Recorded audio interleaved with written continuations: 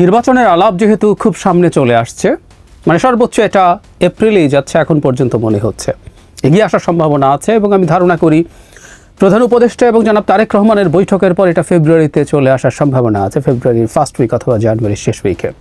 নির্বাচন যখন এগিয়ে আসছে একটা খুব গুরুত্বপূর্ণ প্রশ্নের একটু সুরাহা হওয়া দরকার। এটা নিয়ে অনেক দিন কথা বলবো ভাবছি, কিন্তু খুবই ইনস্ট্যান্ট ইস্যুকে অ্যাড্রেস করতে করতে কথাগুলো বলা হয়ে ওঠেনি। সেটা হচ্ছে 3 জন ছাত্র উপদেষ্টা, এর মধ্যে 2 জন এখন উপদেষ্টা আছেন, একজন বেরিয়ে এসছেন। জনাব মাহফুজ আলম, জনাব আসিফ মাহমুদ, তারা দুজনই এখন উপদেষ্টা আছেন। আরেকজন জনাব নাহিদ ইসলাম পদত্যাগ করে এনসিপির প্রধান হয়েছেন। এই 3 ছাত্র উপদেষ্টা কি সামনের যে নির্বাচন, ত্রয়োদশ জাতীয় সংসদ নির্বাচন, তাতে অংশ নিতে পারবেন কিনা, এই উত্তরটা দরকার। এবং নৈতিকভাবে তারা যদি নৈতিকতার দিক থেকে চিন্তা করেন, তারা যদি নৈতিক মানুষ হন, তাদের কোনোভাবেই এই নির্বাচনে অংশগ্রহণ করা উচিত নয়। এবং এটা খানিকটা আইনি দিকও আছে, আমি সেই জায়গায় আসব। কেন এই প্রশ্নটা তুললাম এবং কেন আমি এটাকে নৈতিক এবং আইনি দিকের কথা বললাম, সেই জায়গায় আসি। আমাদের মনে থাকার কথা, এই অন্তর্বর্তীকালীন সরকার ক্ষমতায় আসার পরে তারা নভেম্বর মাসে, এটা সম্ভবত এটা নভেম্বর মাসে, তারা একটা অধ্যাদেশ জারি করতে চেয়েছিলেন। কারণ এই যে অন্তর্বর্তীকালীন সরকারটা তৈরি হয়েছে, এটা আমাদের কনস্টিটিউশনের আর্টিকেল 106-কে রেফারেন্স নিয়ে আমাদের আপিল বিভাগ, সেই সময়কার আপিল বিভাগ, শেখ হাসিনার আপিল বিভাগ, তারা এই সরকারটাকে গঠিত হতে পারে বা বৈধতা, এই সরকার বৈধ, এরকম একটা মতামত দিয়েছে। এটা আপিল বিভাগের একটা মতামত দেওয়ার এখতিয়ার, যেটার ভিত্তিতে রাষ্ট্রপতি এই সরকারটা তৈরি করেছেন গেল। কিন্তু এই যে সরকারটা অপারেট করছে, এই অপারেট করার একটা আইনি ভিত্তিও লাগবে। সেজন্যই আসলে তখন এই অধ্যাদেশটা জারি করা হয়েছিল। যেমন ধরুন, বেসিকটা এরকম যে প্রধান উপদেষ্টা যে কনস্টিটিউশনের প্রধান মন্ত্রীর মতো, কিসের ভিত্তিতে আমরা বলবো? অন্য উপদেষ্টারা যে মন্ত্রীর মতো, কিসের ভিত্তিতে বলবো?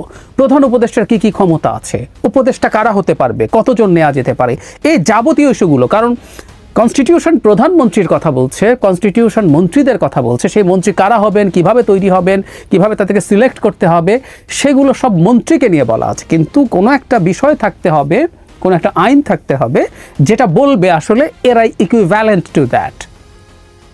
এটাই সেই অধ্যাদেশটা। এখন তার আইন তৈরি করা সম্ভব না, কারণ পার্লামেন্ট নেই, ফলে একটা অধ্যাদেশ জারি করার জন্য সম্পূর্ণ অধ্যাদেশ তৈরি হয়ে গিয়েছিল। এবং সবচেয়ে জরুরি কথা, এই কথাটা মনে রাখুন সবাই, আমরা ওই 3 ছাত্র উপদেষ্টার আলোচনা যখন আসবো সেখানে আসবো, এটা উপদেষ্টা পরিষদে পাশও হয়েছিল, কিন্তু এটা গেজেট নোটিফিকেশন হয়নি। অর্থাৎ এটা শেষ পর্যন্ত অধ্যাদেশ হওয়ার জন্য রাষ্ট্রপতির সিগনেচার লাগবে এবং সেটা গেজেট করে দিতে হবে।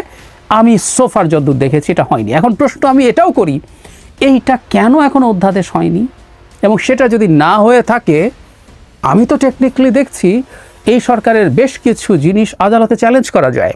ধরুন, একজন উপদেষ্টা যিনি মন্ত্রীর যে সুযোগ সুবিধা ভোগ করছেন, সেই সুযোগ সুবিধা কেন উনি ভোগ করছেন, এটা কিন্তু কেস করা যায়। কারণ খুব স্বাভাবিকভাবেই এই যে উপদেষ্টা পরিষদ তৈরি হলো, তিনি যে মন্ত্রীর সুযোগ সুবিধা পাবেন, এটা কোথাও না কোথাও লেখা থাকতে হবে কোনো না কোনো আইনে। আগে আমাদের ত্রয়োদশ সংশোধনী যখন তত্ত্বাবধায়ক সরকার ছিল, তখন সেগুলো ছিল, কিন্তু এখন তো নেই। তাহলে এই জিনিসটা হয়নি কেন?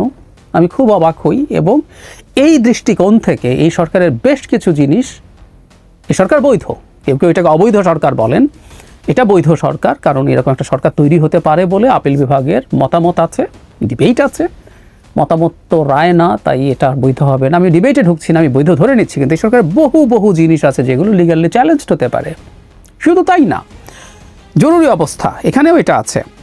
জরুরি অবস্থা জারি আমরা দেখেছি, কেউ কেউ একসময় রাষ্ট্রপতির হাতে জরুরি অবস্থা আছে, চুপ জরুরি অবস্থা জারি করে দিবেন। ওয়াকরুজ্জামান আছে, 2 জন হলো ইন্ডিয়ার লোক, হাসিনার লোক, তারা করে দেবে, এসব ফালতু কথাবার্তা অনেকে বলতে শুনেছি। তখন এটা নিয়ে ভিডিও করে আমি কনস্টিটিউশন ধরে দেখিয়েছিলাম আসলে জরুরি অবস্থা আদতে প্রাইম মিনিস্টারের হাতে। কারণ প্রাইম মিনিস্টারের প্রতি স্বাক্ষর ছাড়া কখনোই জরুরি অবস্থা জারি করা যাবে না। এই যে অধ্যাদেশ আছে সেখানে ওই জিনিসটা ক্ল্যারিফাই করা আছে, ওখানে প্রাইম মিনিস্টারের জায়গায় প্রধান উপদেষ্টার প্রতি স্বাক্ষর লাগবে।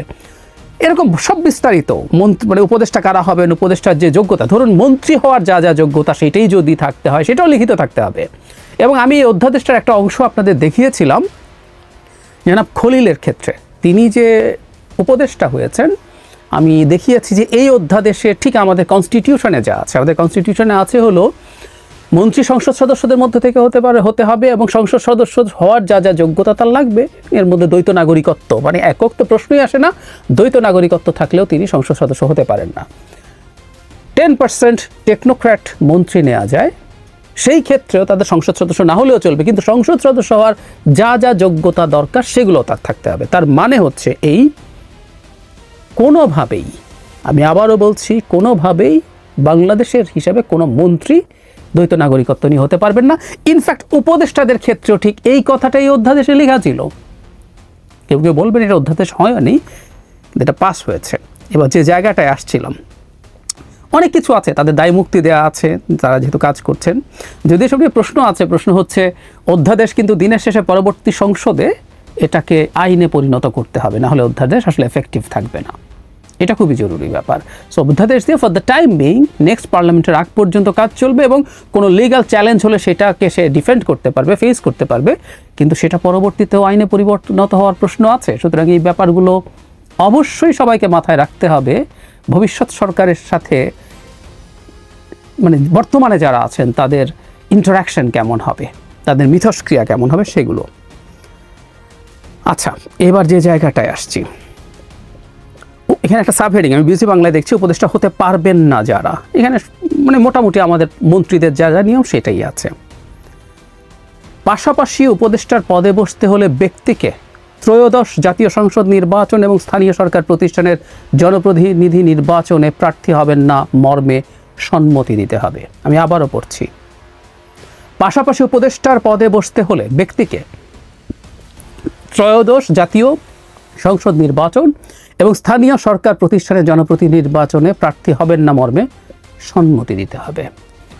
তার মানে যখন নভেম্বর মাসে এই অধ্যাদেশ জারি হয়, যেটা মাহফুজ আলম, জনাব আসিফ মাহমুদ, জনাব নাহিদ ইসলাম, এই তিনজন সেই উপদেষ্টা পরিষদের সদস্য ছিলেন এবং তারা সহ উপদেষ্টা পরিষদ এই যে অধ্যাদেশ এটা তারা পাস করেছেন, তার ব্যাপারে তারা নীতিগতভাবে এটা সমর্থন করেছেন। এটা এখনও যেহেতু আইন হয়নি, মানে অধ্যাদেশ হয়নি, জারি হয়নি, আমি নিশ্চিত আমি খুঁজে দেখলাম এটার আসলে কোনো রকম কোনো গেজেট নোটিফিকেশন আমি দেখিনি। এক অবিশ্বাস্য ব্যাপার, এই প্রশ্নগুলোর জবাব সরকারকে দিতে হবে। তো যাই হোক, হয়নি যেহেতু কেউ বলবেন যে এটা এখনও অধ্যাদেশ নয়, সেটার আইনি বাধ্যবাধকতা নেই।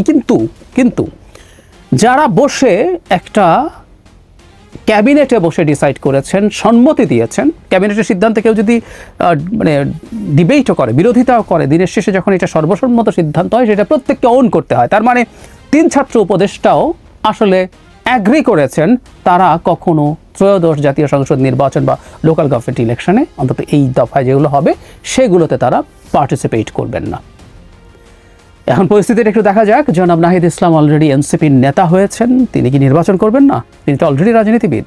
টেকনিক্যালি বলা যায় বাকি দুজন সরকারে আছেন, তারা হয়তো করবেন না, তারা দলে আসবেন না, কিন্তু অন্তত একজন জনাব আসিফ মাহমুদকে তার এলাকায় প্রচুর জনসংযোগ করার মতো পরিস্থিতি দেখা যাচ্ছে। তিনি লাটবহন নিয়ে যান, সরকারি নানান সুবিধা বেনিফিট তিনি সেখানে দেন তার এলাকার উন্নয়নের জন্য। যেহেতু তিনি এলজিআরডির মতো গুরুত্বপূর্ণ মন্ত্রণালয় আছেন, এসব নানান আলোচনা আছে। হোয়াট এভার, তিনিও কি নির্বাচনে অংশগ্রহণ করবেন না? তিনি কি এনসিপিতে যাবেন না বা অন্য কোথাও? জনাব মাহফুজ আলম এবং জনাব আসিফ মাহমুদও একই ক্যাটাগরিতে পড়েন। ওই যে বলছিলাম, এটা নৈতিক, এটা অনৈতিক হবে তারা যদি নির্বাচনে পার্টিসিপেট করেন। এবং আবারও বলছি, তারা এটা অ্যাগ্রি করেছিলেন, এটা একটা লিগাল ব্যাকগ্রাউন্ড তৈরি হওয়ার জন্য। অধ্যাদেশ মানে এটা একটা আইনি বাধ্যবাধকতার জন্য তারা অ্যাগ্রি করেছিলেন। সো এটা এক ধরনের নৈতিক শুধু না, আইনি বাধ্যবাধকতাও আছে। গায়ে যারা বলতে পারেন আমি তো কোনো নিয়ম ভাঙছি না, কোথায় লেখা আছে, এসব বলতে পারেন, কিন্তু আমি দেখিয়ে দিলাম আমাদের এই আলাপটাও মনে হয় মাঠে থাকা জরুরি হবে।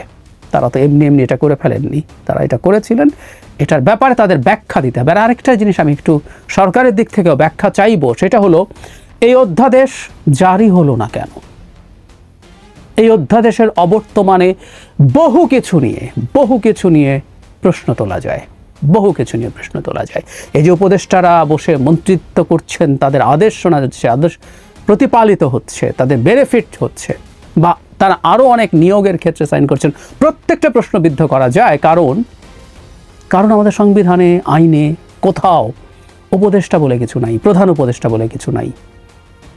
এগুলোর এই লিগ্যাল ব্যাকগ্রাউন্ড ছাড়াই সরকার 10 মাস পার করে দিয়েছে। এটাও সরকারের কোন ধরনের কূটকৌশল আমি নিশ্চিত নই। অধ্যাদেশ কি পরবর্তীতে জারি করতে চান তারা শেষের দিকে গিয়ে? তখন কি এই ছাত্ররা মানে উপদেষ্টারা নির্বাচন করতে পারবেন না, এরকম সম্মতি দিতে হবে, এটা তুলে দেবেন? আমরা খেয়াল রাখবো, এগুলোর অলরেডি ডকুমেন্ট আছে, এই জন্য কথা বলে রাখা দরকার বলে মনে করছি। একটা অন্তর্বর্তীকালীন সরকার, তত্ত্বাবধায়ক সরকার না, কিন্তু এটা একটা নিউট্রাল সরকার হওয়ার কথা ছিল, এর কোনো স্টেক থাকার কথা ছিল। এর কেউ নির্বাচন করা মানে ক্ষমতায় যাওয়ার চেষ্টা করা, আবার